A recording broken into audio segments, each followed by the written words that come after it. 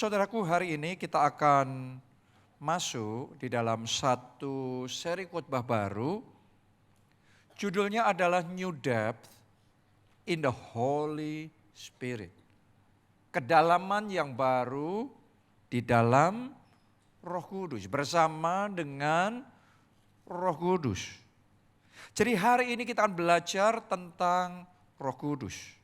Pribadi yang ketiga di dalam Allah Tritunggal, Allah Bapa, Allah Anak, dan Allah Roh Kudus. Ya. Nah, saya ingin ajak saudara untuk memahami peranan Roh Kudus dalam kehidupan kita. Dimulai dari sejak awal manusia diciptakan. Kita baca Kejadian 2 ayatnya yang ke-7.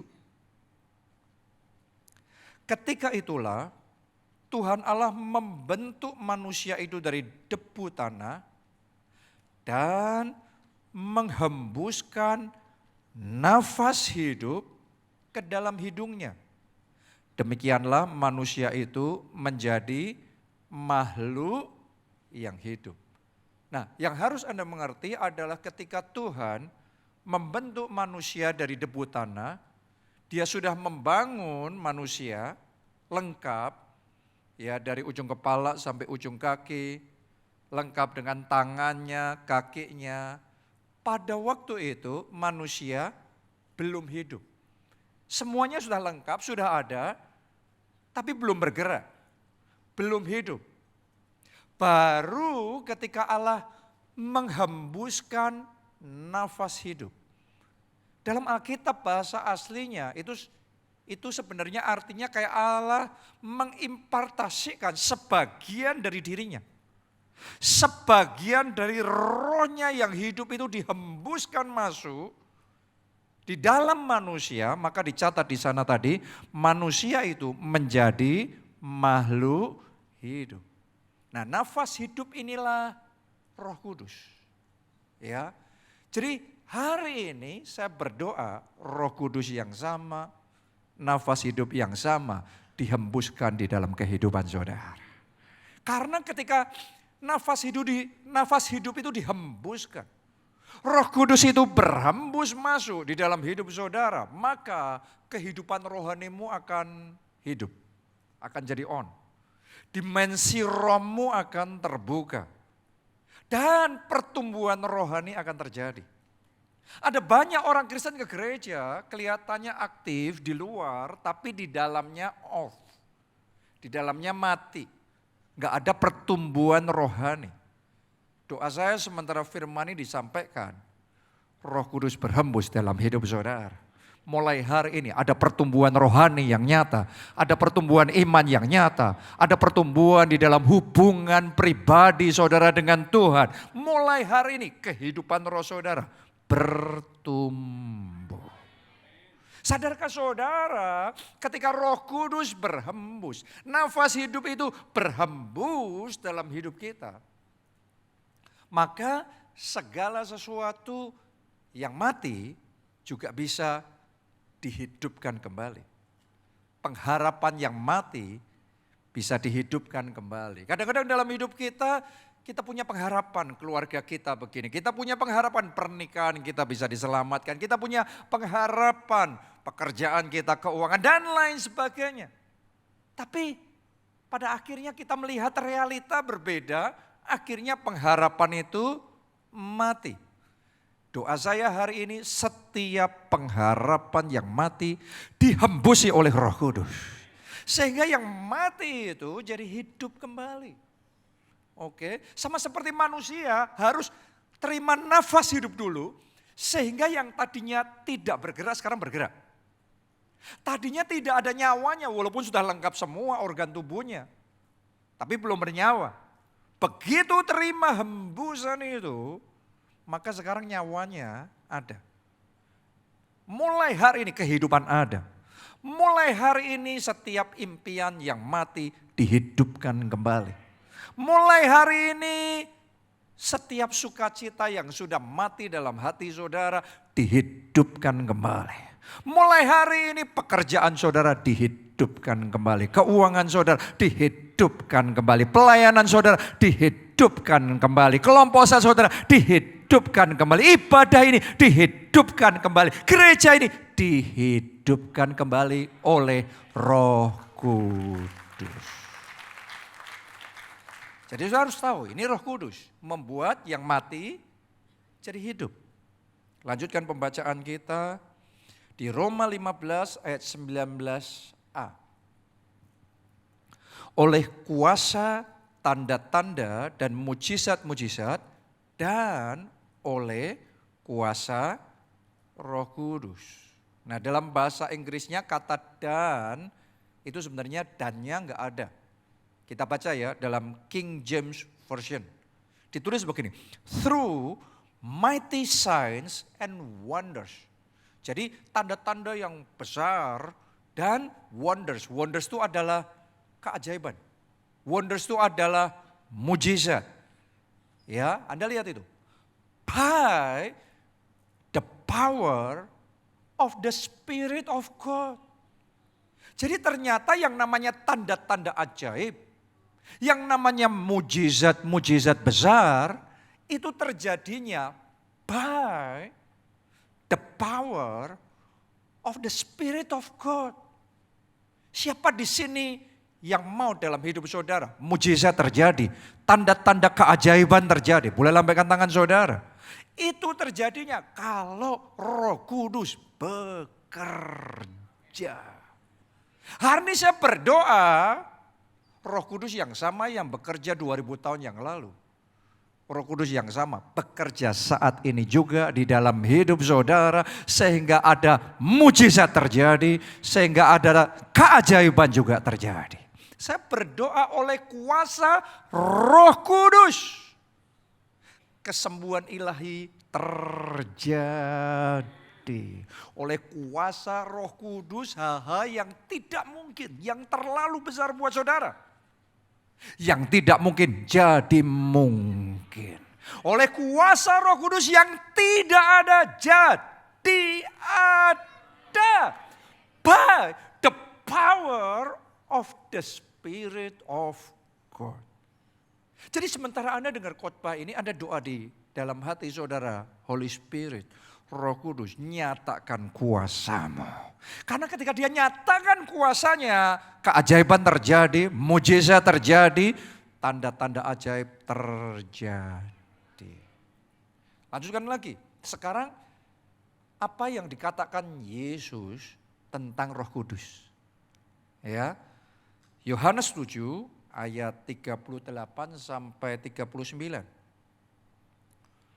Yesus ngomong begini, barang siapa percaya kepadaku, seperti yang dikatakan oleh kitab suci, lihat nih saudaraku, dari dalam hatinya akan mengalir aliran air hidup. Siapa percaya Yesus di sini?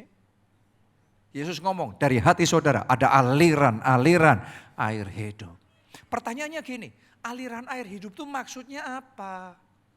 Ayat berikutnya ya, 39. Yang dimaksudkannya ialah roh. Lihat ini saudaraku. Jadi aliran-aliran itu yang dimaksudkan ialah roh yang akan diterima oleh mereka yang percaya kepadanya. Sebab pada waktu itu ya, roh itu belum datang karena Yesus belum dimuliakan. Tapi sekarang Yesus sudah disalibkan, kemudian mati, pada hari ketiga ia bangkit dari kematian dan ia sudah dipermuliakan.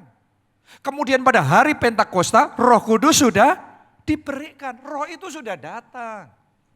Jadi buat kita yang percaya saat ini kepada Yesus, janji ini tergenapi di dalam hidup saudara, dalam hati saudara ada aliran-aliran air kehidupan, ada Roh Kudus, ada sungai Roh Kudus. Nah, kalau Anda ingat dengan ayat rema kita untuk tahun ini, 2026 di Yesaya 43 ayat 19, bagian terakhirnya ngomong begini, aku akan membuat jalan di padang gurun dan apa? Sungai-sungai di padang belantara. sungai-sungai di tempat-tempat yang kering. Coba Anda renungkan antara Yesaya dengan Yohanes yang tadi kita baca ayat-ayatnya. Yesus ngomong Roh Kudus itu seperti sungai yang mengalir. Sedangkan di Yesaya ini dicatat Tuhan ngomong, aku akan membuat sungai-sungai di tempat-tempat yang kering. Artinya gini, supaya tempat yang kering jadi seperti sungai, di situ Roh Kudus bekerja. Doa saya tahun ini Roh Kudus bekerja, Roh Kudus akan mengalir di dalam hidup saudara sehingga, kita kasih tepuk tangan yang meriah buat Tuhan kita. Sehingga sekalipun di tahun ini Anda lagi mengalami kekeringan. Mungkin secara keuangan Anda kering. Secara pekerjaan Anda kering. Secara harapan Anda kering. Karena di mana-mana banyak orang mengalami kekeringan. Dunia, boleh ngomong secara dunia tahun ini adalah tahun yang kering. Tahun yang berat, tahun yang susah. Tapi dengarkan baik-baik saudaraku, ini janji Tuhan. Justru di tahun yang kering, di dunia yang kering, kalau Anda terima Roh Kudus, maka akan ada sungai yang mengalir. Akan ada aliran Roh Kudus yang akan membuat yang kering jadi basah. Justru di tahun yang kering akan ada aliran berkat yang baru, aliran sukacita yang baru, aliran favor Tuhan yang baru, grace Tuhan, anugerah Tuhan yang baru mengalir di dalam hidup saudara. Oleh karya Roh Kudus. Itu sebabnya selama bulan ini kita akan belajar seri khotbah ini, new depth. Kedalaman yang baru di dalam Roh Kudus. Kita akan belajar tentang kisah penglihatan yang Tuhan kasih sama Yeskiel. Di Yeskiel 47 tentang air yang keluar dari bait Allah. Sebelum kita masuk dan baca bersama itu, saya mesti memberikan background, latar belakang kepada saudara tentang kitab Yeskiel. Kitab ini tidak ditulis ketika bangsa Israel dalam keadaan yang baik, dalam keadaan yang glorious. No. Kisah ini ditulis ketika mereka sedang dalam keadaan yang hancur. Ketika Yerusalem dibakar habis oleh Babilonia. Ketika rumah Allah hancur jadi reruntuhan. Itu ibaratnya identitasnya mereka, kebanggaannya mereka, pusatnya mereka hancur. Kemudian umat Tuhan, bangsa Israel pada zaman itu tercerai-berai kemana-mana. Jadi mereka itu di titik paling rendah dalam perjalanan bangsa itu. Keadaannya kering kerontang, kering secara rohani, kering secara jasmani, berat semuanya. Sedangkan Nabi Yeskiel sendiri juga sama, gak beda jauh keadaannya. Tadinya dia melayani di bait Allah, tapi bait Allahnya hancur. Coba Anda renungkan, seorang imam biasanya selalu melayani di bait Allah, sekarang no more, bait Allahnya gak ada lagi. Anda bisa merasakan keadaan Yeskiel, dia sedang tergatung-gatung, dia juga sedang gimana ini nanti. Dan kemudian Yeskiel 1 di sana dicatat, Yeskiel ada di tepi sungai Kebar. Sungai Kebar itu saudaraku bukan sungai berkat. Itu sungai pembuangan. Mereka ada di tengah pembuangan. Jadi itu keadaannya berat sekali. Tapi yang luar biasa justru di tepi sungai pembuangan itu, Alkitab mencatat langit terbuka. Kemudian Tuhan memberikan penglihatan-penglihatan yang luar biasa. Dan di situ Roh Kudus mulai bekerja. Jadi kalau ada di antara saudara yang saat ini dalam hidupmu seperti umat Tuhan pada waktu itu, seperti Yeskiel pada waktu itu, Anda dalam tanda kutip sedang dalam pembuangan. Anda dalam keadaan kering kerontang, Anda dalam titik kehancuran, semuanya hancur. Nama baik saudara hancur. Usaha saudara hancur, semuanya. Kayak gak ada harapan lagi.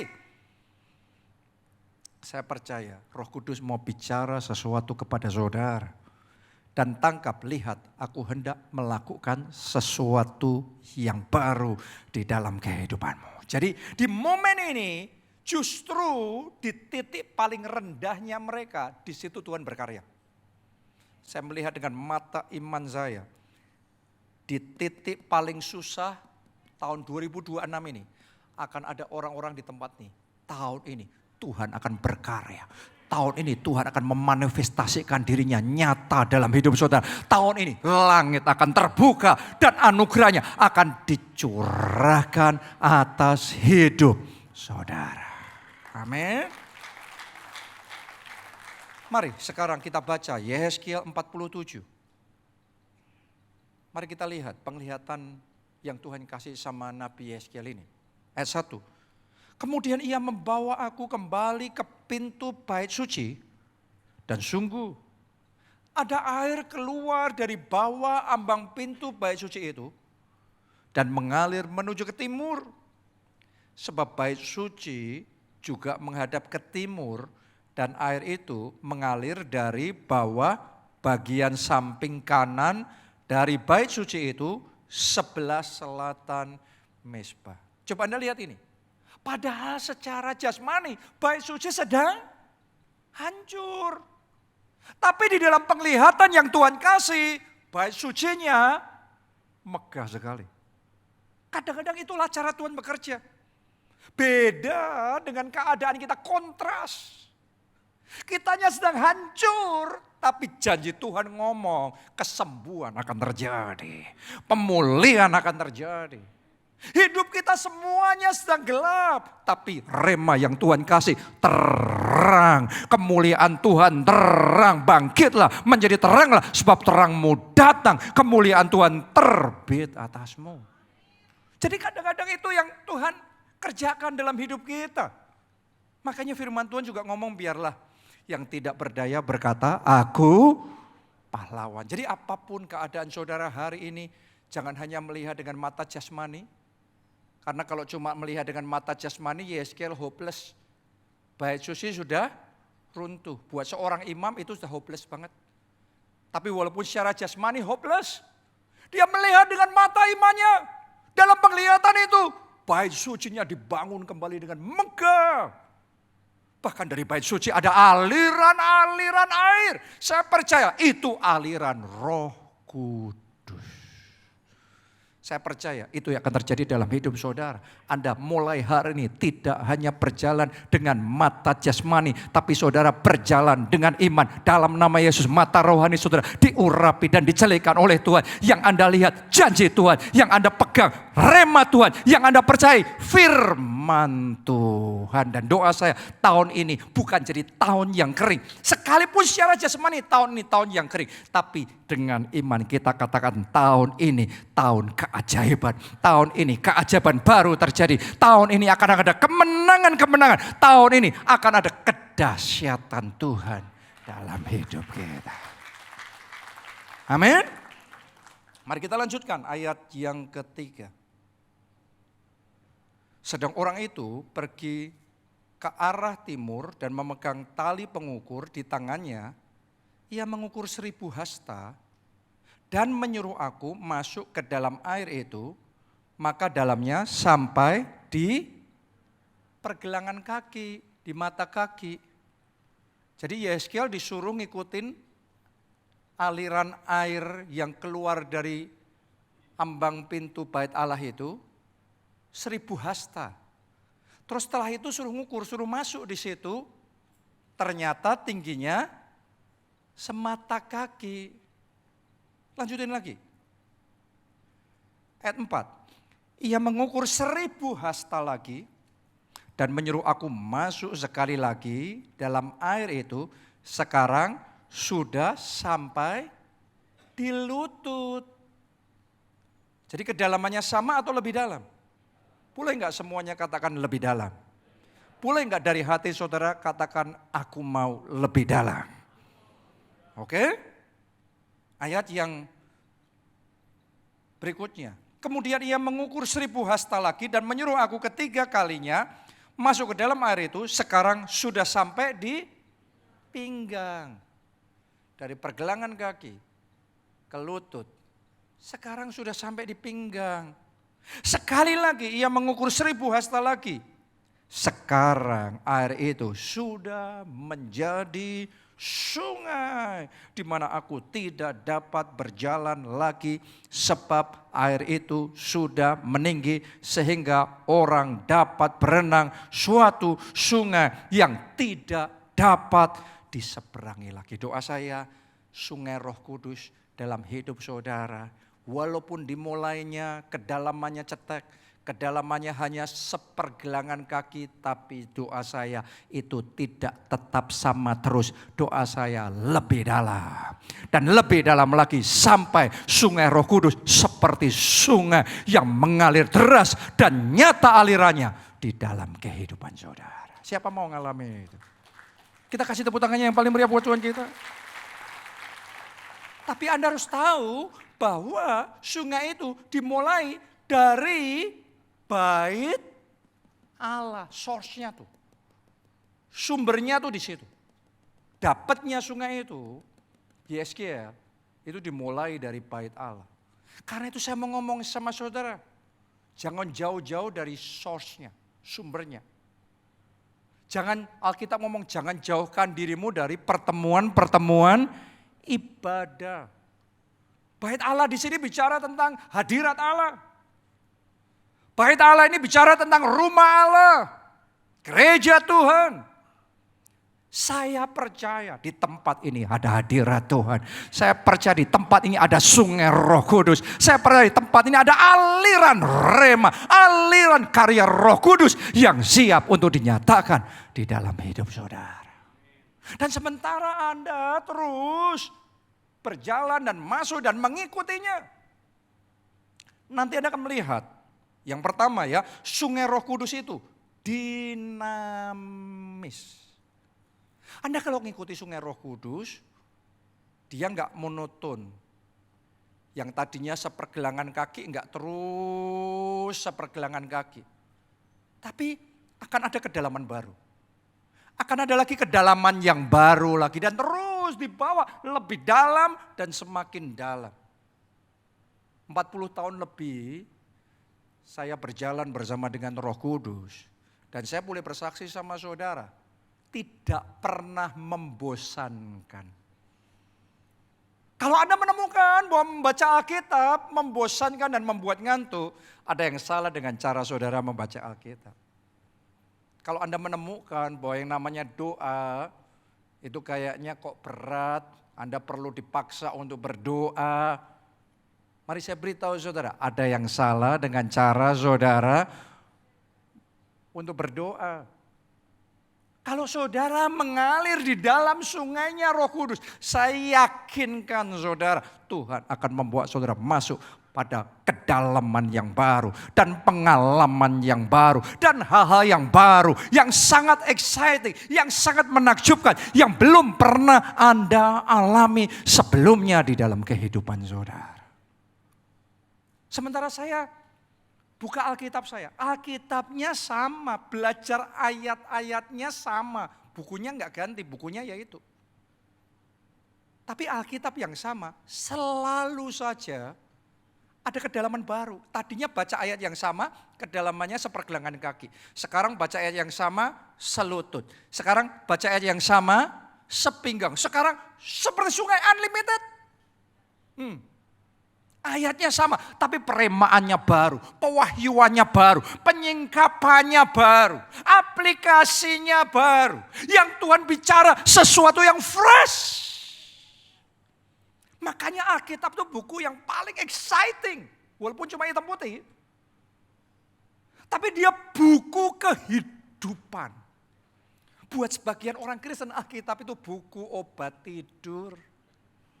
Nggak bisa tidur baca Alkitab, ngantuk. Ya oke sih, itu salah satu keajaiban firman Tuhan juga saudaraku ya. Menggantikan ya itu obat tidur sejati memang. Memberikan ketenangan di dalam hidup saudara, oke? Tapi lebih dari itu, Alkitab itu, mari saya beritahu saudara, Alkitab itu adalah buku kehidupan. Apa yang kita baca itu yang terjadi dalam hidup kita. Apa yang kita baca itu yang akan kita alami. Apa yang kita baca itu Tuhan sedang bicara sesuatu, memberikan petunjuk. Jangan yang ini, pilih yang ini. Arah kamu harus ke sini. Ini yang harus kamu perbuat. Ketika kita baca itu kehidupan hari demi hari, Tuhan menuntun kehidupan. Kenapa kok sebagian orang Kristen nggak ngalami gitu? Sederhana, karena bacanya Alkitab hanya secara jasmani. Alfabetnya saja. Anda belum belajar baca Alkitab dalam aliran sungainya Roh Kudus. Makanya tadi Yeskiel ketika dibawa oleh Tuhan dalam penglihatan itu suruh jalan 1000 hasta. Dalam aliran itu, setelah itu disuruh masuk. Kalau Anda tidak masuk di dalam sungainya Roh Kudus, Anda kering. Anda nggak ngalami apa-apa. Di situ ada kedalaman, tapi Anda di permukaan. Berapa banyak orang Kristen baca Alkitabnya cuma di permukaan, cuma alfabetnya. Nggak ada kedalamannya, nggak ada mengalami pribadi Tuhannya. Nggak ada ketika baca Alkitab, tiba-tiba Tuhan bicara, ngasih hikmat. Dan ketika kita lakukan itu, dan terjadi terobosan. Sebagian orang nggak ngalami itu. Kenapa? Karena nggak masuk. Padahal Tuhan ngomong sama Yeskiel, kamu masuk. Ketika dia masuk, ada kedalaman. 1000 hasta lagi, suruh masuk. Ada kedalaman yang lebih dalam lagi. Mulai hari doa saya, sementara Anda baca Alkitab, ada kedalaman. Akan ada sungai Roh Kudus yang mengalir. Akan ada aliran hikmat, aliran rema, aliran pengurapan yang mengalir dalam hidup saudara. Dalam doa juga sama, dalam ibadah juga sama. Di ibadah yang seperti ini, Anda menyanyi, bisa 2. 1 cuma secara jasmani, ngelihat kata-kata di LED dan cuma ikut nyanyi. Makanya Anda ngerasa kering. Anda datang, Anda pulang gak dapat apa-apa. Kenapa? Belum belajar masuk ke sungainya Roh Kudus. Tapi ada orang-orang yang tahu bagaimana menyembah dalam roh dan kebenaran. Sementara kita menyanyi, lagunya sama, nadanya, musiknya juga sama. Tapi sekarang Anda tahu, masuk dalam aliran Roh Kudus, masuk dalam hadirat Tuhan. Lagu yang sama. Waktu kita nyanyikan, kita kepenuhan Roh Kudus. Kita ngalami indahnya hadirat Tuhan itu. Kita ngalami perjumpaan pribadi dengan Tuhan. Ketika kita menyembah, kita kepenuhan dengan Roh Kudus. Kita terima pengurapan baru dalam kehidupan kita. Kenapa? Karena ada sungai Roh Kudus. Lain antara orang yang nyemplung sama yang tidak dalam sungai itu, beda jauh saudaraku. Jadi hari ini saya ingin ajak kita semua, ayo masuk lebih dalam. Semuanya katakan lebih dalam. Ayo lebih kuat lagi katakan saya mau lebih dalam. Anda mau lebih dalam? Saya ajak saudara doa puasa. Kita sebentar lagi sudah mau masuk dalam gerakan tahunan. Doa puasa 40 hari loh. Yang akan dimulai tanggal 11 Mei. 11 Mei itu hari Senin, tapi bukan besok Senin. Senin depan. Saya ajak Anda ikut. Ternyata belum ada yang ngomong amin. Memang roh penurut tapi daging lemah saudara. Saya ajak Anda doa puasa. Mantap, katakan amin, tepuk tangannya yang paling meriah buat Tuhan kita. Mulai kapan? 11 Mei, coba beritahu kiri kanan, ayo ikut. Ayo nyemplung. Doa puasa, bukan cuma puasa saja. Kalau secara jasmani Anda bisa puasa saja tanpa berdoa. Dan pakar-pakar kesehatan yang tidak kenal Tuhan pun sudah menyarankan puasa baik untuk kesehatan. Puasa bukan membuat kita sakit, puasa membuat kita lebih sehat, puasa membuat racun-racun yang ada dalam tubuh kita dikeluarkan. Tubuh kita fresh. Itu baru puasa secara jasmani. Tapi kalau Anda doa puasa, Anda masuk di dalam sungainya Roh Kudus. Anda bukan cuma puasa, tapi Anda juga berdoa. Anda bukan cuma berdoa, tapi Anda puasa. Ketika Anda puasa, Anda baca firman Tuhan. Ketika Anda puasa, Anda merenungkan firman Tuhan. Ketika engkau puasa, engkau menyembah dalam roh. Engkau berdoa, engkau berbahasa roh. Saya mau ngomong sama saudara, sungai Roh Kudus akan mengalir lebih dalam lagi dan lebih deras lagi di dalam hidup saudara. Kita lebih dalam. Dan ketika kita masuk lebih dalam di dalam sungainya Roh Kudus itu, maka kita juga akan dibawa mengalami keajaiban yang lebih lagi. Wonders yang lebih lagi. Sama ibaratnya gini, kayak orang yang snorkeling. Ya, snorkeling itu ngelihat laut tapi dari permukaan. Dan kita akan ngomong, wow keren, cakep ya, bagus ya. Tapi beda lagi levelnya dengan orang yang diving, menyelam. Kalau Anda punya teman yang suka menyelam, ya, dia bukan melihat ke bawah dari permukaan, tapi dia benar-benar turun ke bawah. Dia melihat dunia di bawah laut, totally different daripada yang ada di darat. Tiba-tiba melihat dimensi yang jauh berbeda dan seindah-indahnya yang dari permukaan, nothing compare, tidak ada yang sebanding dengan turun ke bawah, ngelihat dan ngalami sendiri. Saya mau ngomong sama saudara, keajaiban di level yang satu, di level pergelangan kaki, dibandingkan keajaiban di level kedalaman sungai, itu jauh berbeda. Doa saya, Tuhan akan bawa saudara mengalami keajaiban yang lebih dalam, yang belum pernah engkau alami sebelumnya di dalam sejarah kehidupan saudara, di dalam keluarga saudara. Sementara engkau melangkah lebih dalam dan semakin dalam sampai jadi sungai dengan Roh Kudus, engkau akan dibawa mengalami keajaiban-keajaiban yang baru. New wonders with the Holy Spirit. Dalam hidup saya, berjalan bersama dengan Roh Kudus ini, saya boleh ngomong sama saudara, dari tahun ke tahun saya tidak henti-hentinya dibuat Tuhan terkagum-kagum. Karena sementara saya dibawa masuk lebih dalam, selalu akan ada keajaiban yang baru. Yang belum pernah saya alami sebelumnya. Padahal sekarang sudah 40 tahun lebih saya bersama dengan Roh Kudus. Tapi gak henti-hentinya Roh Kudus itu membuat kagum. Gak henti-hentinya ada hal-hal yang baru yang dia kerjakan dalam keluarga saya. Yang dia kerjakan dalam hidup saya pribadi. Yang dia lakukan di dalam hati saya. Yang dia kerjakan dalam pelayanan, di dalam gereja. Yang membuat saya, wow, bisa ya, ternyata bisa ya. Segitu ya, luar biasa. Tahun ini ada keajaiban baru dalam hidup saudara. Ada keajaiban baru di dalam hati saudara. Ada keajaiban baru dalam keluarga saudara. Ada keajaiban baru dalam pekerjaan dan keuangan saudara. Tahun ini new wonders terjadi. Beberapa waktu yang lalu ketika pandemi, saya sendiri sampai heran bagaimana di masa pandemi itu Tuhan buat kita mengalami keajaiban. Pandemi itu adalah titik yang paling berat buat gereja sebenarnya. Ya, tapi justru di masa pandemi Tuhan kasih gereja kita di Jogja 2 gedung milik sendiri. Padahal selama 20 tahun saya berjuang di Jogja waktu itu, berusaha kayak gimana pun gak pernah dapat.